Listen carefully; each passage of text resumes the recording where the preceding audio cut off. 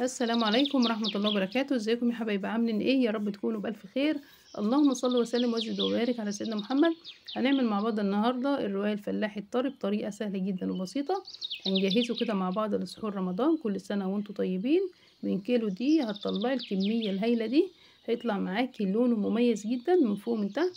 ان شاء الله الفيديو يعجبكم. كنا عملناه قبل كده وخبزناه على البوتاجاز. النهارده ان شاء الله هنخبزه كده مع بعض في الفرن الغاز العادي. مش متوفر عندك الفرن الغاز، ممكن كمان بتخبزيه في فرن البوتاجاز، وكمان هيطلع معاكي بنفس النتيجة الهايلة دي. ان شاء الله الفيديو يعجبكم. اهم حاجة ما تنسوش تدعموني بلايك وشير، ويلا بينا هنبدأ كده مع بعض. معايا كده كيلو من الدقيق المنخول، ضفت له كده معلقة كبيرة من الملح. الرقاق مش بنضيف له خميرة ولا اي حاجة. وكمان معايا كده كوبايتين من اللبن.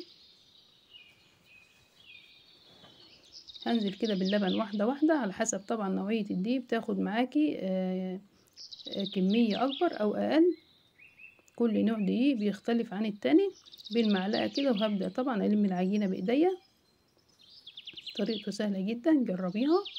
ابدأي كده جربي في نص كيلو. عايزة كمان تضاعفي الكمية وتخزنيه أو تفرزيه لسحور رمضان. ممكن كمان بتضاعفي كده كمية المقادير. الكيلو اخد مني كوبايتين من اللبن، وضفت له كده نص كوبايه من الميه.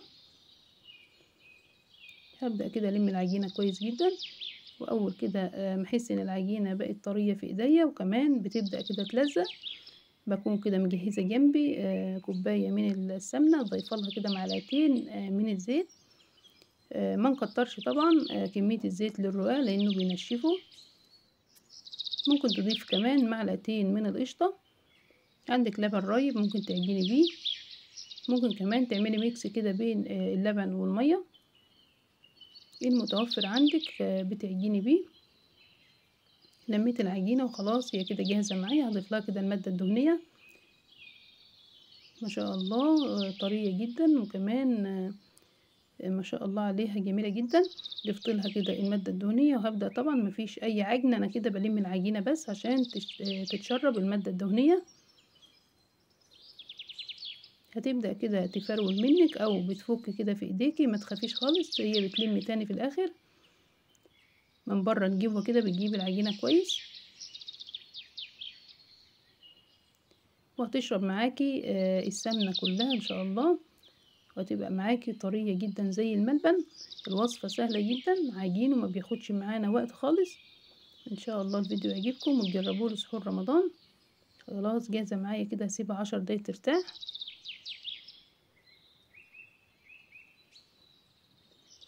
ارتاحت معايا ومجهزة كده جنبي الدقيق، رشة كده من الدقيق بسيطة خالص عشان تعرفي تقطعي وتلمي بيها العجينة. وهنبدأ كده نقرص حجم الرقاق طبعا على حسب رغبتك. الحجم ده متوسط كده 70 جرام. وبتجيبي كده صينية بتكوني محضراها او اي حاجة عندك. هنبدأ كده نقرص الرقاق مع بعض. طريقته سهلة جدا، بتلمي الرقاق كويس جدا عشان تكون معاكي حلوة، وكمان ما تفتحش منك وانت بتبططيها.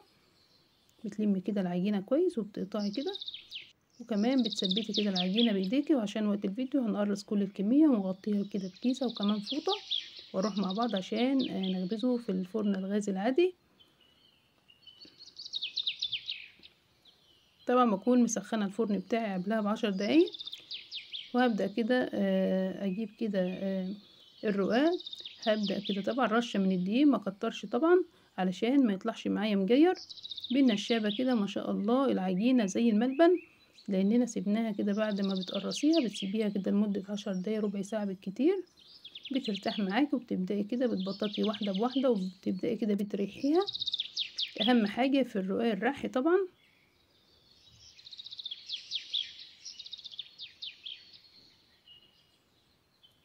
احنا هنا مكبرين حجم الرقاق يعني 70 جرام، كبيرة وجميلة جدا. بتبدأي طبعا بتريحيها، وكمان الفرن الغاز الميزة بتاعته بتكون النار معاكي فوق تحت. مش متوفر عندك خلاص، ممكن بتخبزيها في الصاج على البوتاجاز او في البوتاجاز في فرن البوتاجاز. ما شاء الله طالع معايا اللون جميل جدا من فوق من تحت. جربي الوصفة وان شاء الله تعجبكم.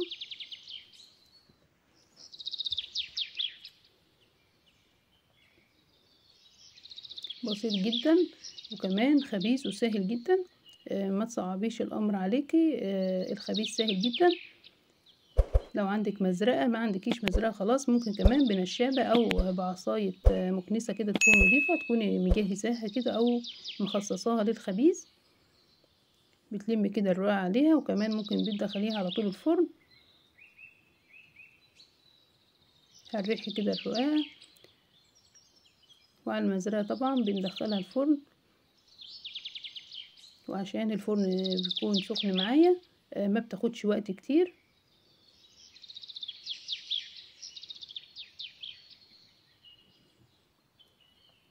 طريقته سهلة جدا وبسيطة، جربيه كده وان شاء الله الفيديو يعجبكم.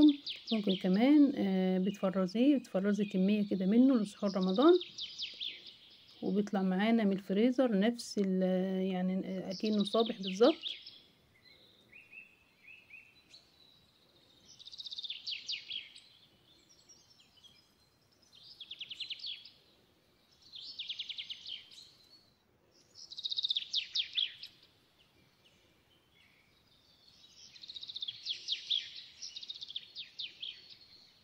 تبدأي كده بتريحي الرقاق، الريحي بسيط وكمان جميل جدا. مش هتعرفي تريحيه خلاص، ممكن بتكبري الرقاق على قد ما تقدري، تفرديها خالص على ممكن على الرخامة او كمان الطبلية. ما عندكيش طبلية خلاص على الرخامة.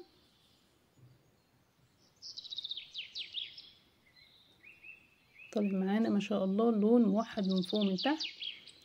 الطريقة سهلة جدا، جربيها كده خلاص. مفيش فرن غاز، بتجربيها على البوتاجاز على الصاج، احنا عاملينه قبل كده في فيديو.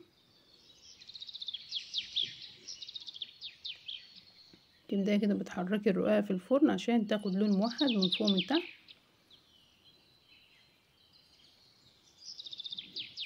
وعشان وقت الفيديو هنخلص الكمية وهنرجع كده مع بعض تاني. الكمية ما شاء الله من كيلو دقيق طلع لنا كمية جميلة جدا. طالع معايا طري وكمان لونه من فوق ومن تحت ما شاء الله عليه. جربوا الوصفة وان شاء الله تعجبكم جدا. زي ما قلت لكم، مش متوفر عندكم الفرن الغاز العادي، فرن البوتاجاز او على البوتاجاز كمان. الامر سهل جدا. ان شاء الله الفيديو يعجبكم. اهم حاجة ما تنسوش تدعموني، وفي رعاية الله، وكل سنة وانتم طيبين.